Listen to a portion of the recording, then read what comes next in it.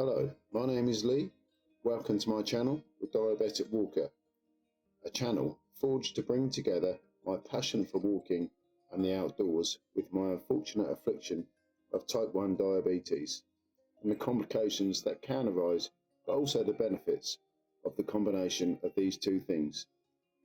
Now, it probably goes without saying, I am not here to offer any medical advice, just to document my own personal experiences and how I deal with what diabetes can throw at you and what I do to tackle it on a day-to-day basis.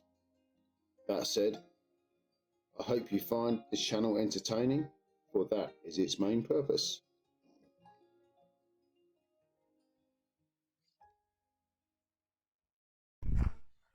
Hello again, Lee here, the Diabetic Walker, and welcome back to the channel. We're going to do a walk today here in the beautiful New Forest. And we're in Brockenhurst. Just got off the train at Brockenhurst station and we're heading away from Barmer Lawn now up to a place called Standing Hat. Now, I'm not going to lie, I'm completely winging this today. Don't really know where we're going to go, other than we're going to end up back at Brockenhurst, so it's going to be a circular walk. I'm sure we'll see some interesting things along the way. And also, I've got a story to tell you at the end, so please stay tuned for that.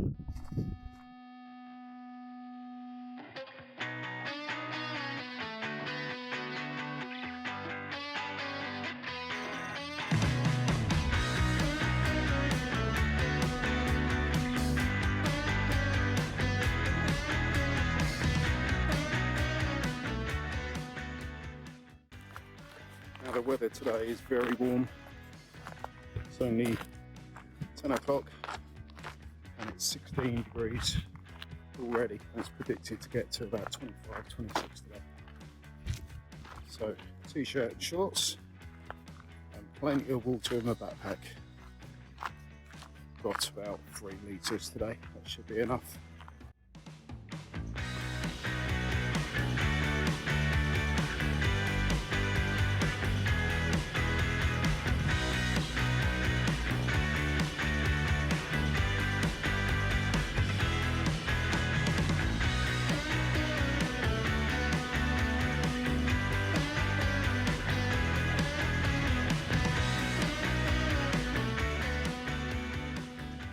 When I left the railway station today, my sugars were, my glucose rather, was 16.2.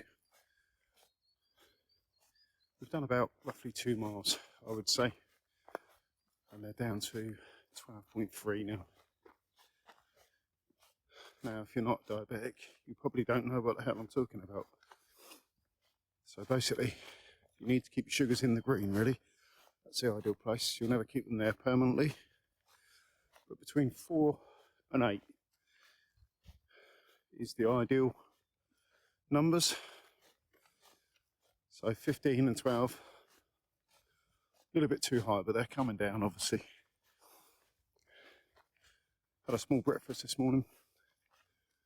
Didn't take any insulin at all, as I quite often don't when I'm out walking. Now, I know I said I didn't really know where I was going today. It's not strictly true. I know this area around Brockenhurst.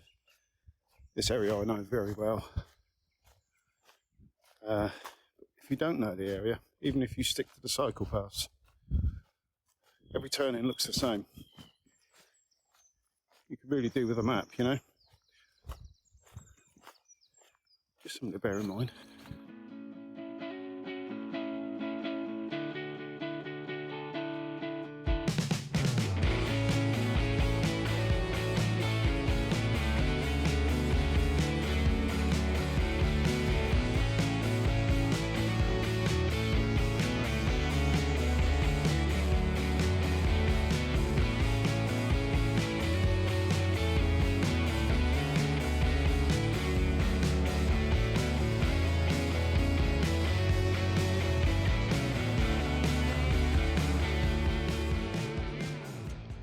Just thought I'd stop here by this fallen tree in front of me, just for a short water break and just to listen to the sound of the birds. Just immerse myself in this beautiful atmosphere. There's no one around here. Just me and the birds.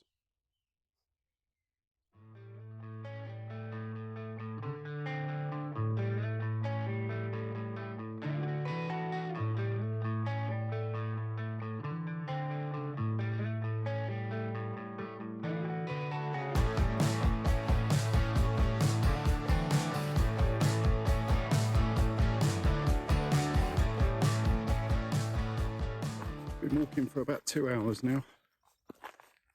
So, quick glucose update.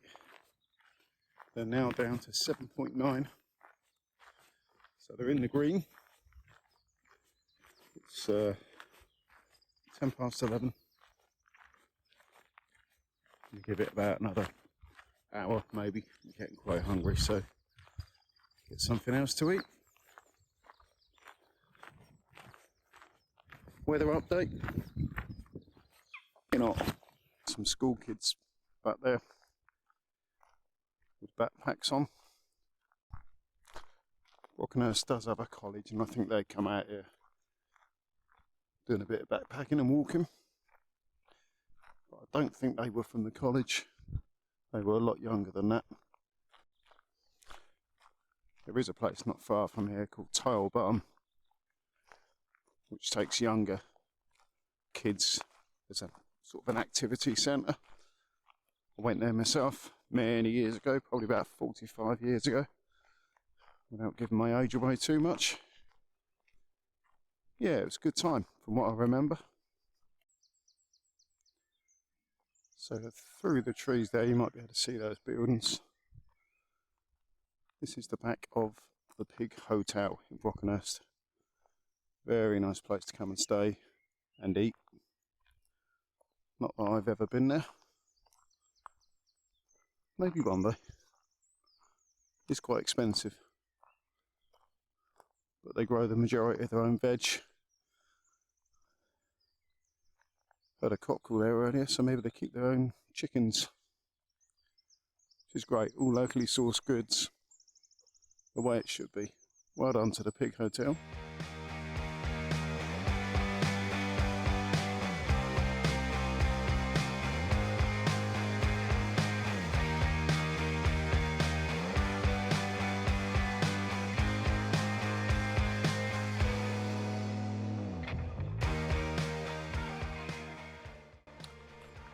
Nearly 12 o'clock now,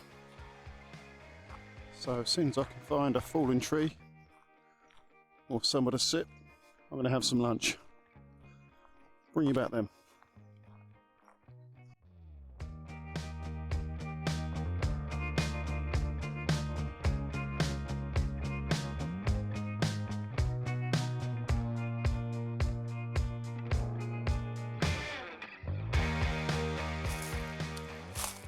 Well, I've come off the sound of the gravelly, crunchy path there. Walked into the woods to the crunchy leaves. I didn't realise autumn leaves lay as thick as these. Only fans of the band The Mission are going to get that quote. Well, I can't believe my luck. This is a chair just for me. Cool. Actually, that chair wasn't as comfortable as it looked. So I found this nice fallen tree with a nice bit of moss on it. Okay, time for lunch. So for today's lunch, got a couple of wholemeal rolls, tuna mayonnaise in them. Got a packet of baked sea salt crisps, and there's a couple of bananas in there if I need them, or if I fancy them.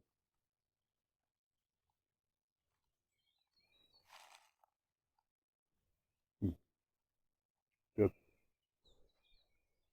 So I found this idyllic place for lunch. Before I have my lunch on, as always, I'm going to check my glucose. There's the sensor. Got the app on my phone. Open up the app. Put the phone to the sensor. And there we are. 5.4 at the moment. And I'll check them again afterwards and decide how much insulin I'm going to take.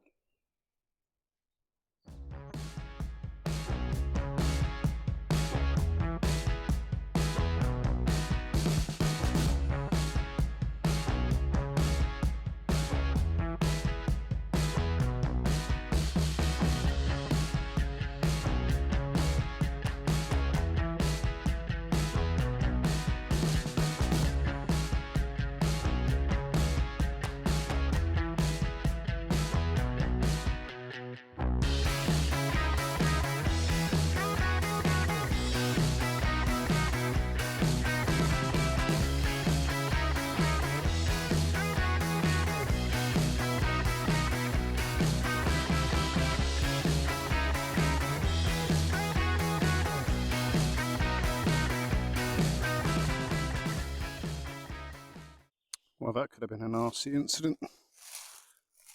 Just walking through these woods, nearly walked into this. It's a nest of wood ants. You don't want to be walking into that. And there's another one, just about 10 feet away. I have to watch where I'm walking here, I think. Well, I've had my lunch, come out of the woods, where we saw the two wood ants' nests. They were actually quite small. I have seen them 3 or 4 feet across and maybe a couple of feet high. You walk into one of those, you're going to know about it. A bite from a wood ant can be quite painful. If you walk into a whole nest of them, well, you can imagine. Glucose levels have headed back up now. They're now 11.9. Once the insulin kicks in, they'll start to come back down, and hopefully we'll be back in the green.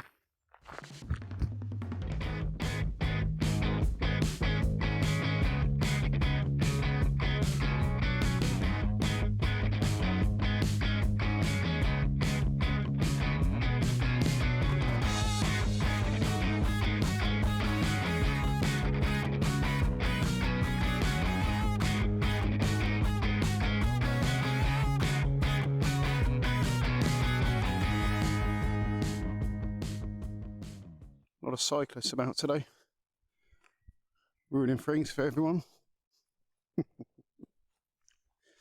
I've come off the path anyhow. We're heading back now towards Brockenhurst, back to the train station. Not gonna lie to you, not exactly sure where I am. Thought I'd just follow the railway line back to Brockenhurst. But behind me there, as you can see, is a fence. That's all private land. So I'm just heading, there's an opening in the trees here. A bit of water to cross as well. This is going to be fun. Well, that opening didn't seem to be going anywhere. Got a boot full of water. Decided to come back in through the woods here. See if I can get back on the cycle path. Fingers crossed. Well, I've managed to get some signal on the OS maps. And we're not too far from a path here. But it is surprisingly muddy.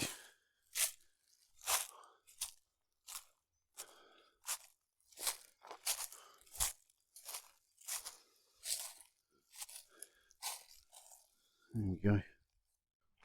So I found my way out of the woods there. And we're back on the path. Almost back to Brockenhurst now, so I'm going to wrap this video up soon. But it just goes to show you, if you come off these paths, you can quite easily get lost. I'm not saying you should stick to these paths. You you can see plenty of bits of the forest that you wouldn't see if you just stuck to the paths. All I'm saying is, just be careful. I've got the outdoor active map, sorry. Like I say, it doesn't always work. Fortunately today at the right time I've managed to get it up and running.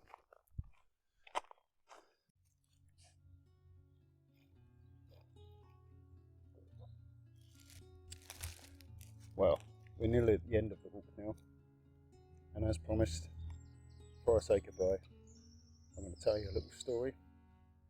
And the story is about a New Forest legend, really, a man called Harry Brusher Mills. And Harry was born in the New Forest, and he lived in a shack in these woods right here for 30 years. He was a well-liked man, but he didn't mix with people very well. He had a cleft palate and found it hard to talk. But he became a bit of a celebrity amongst the Victorians at the time. And they would come to see Harry and buy his little antiquities that he used to make from carved wood, little objects.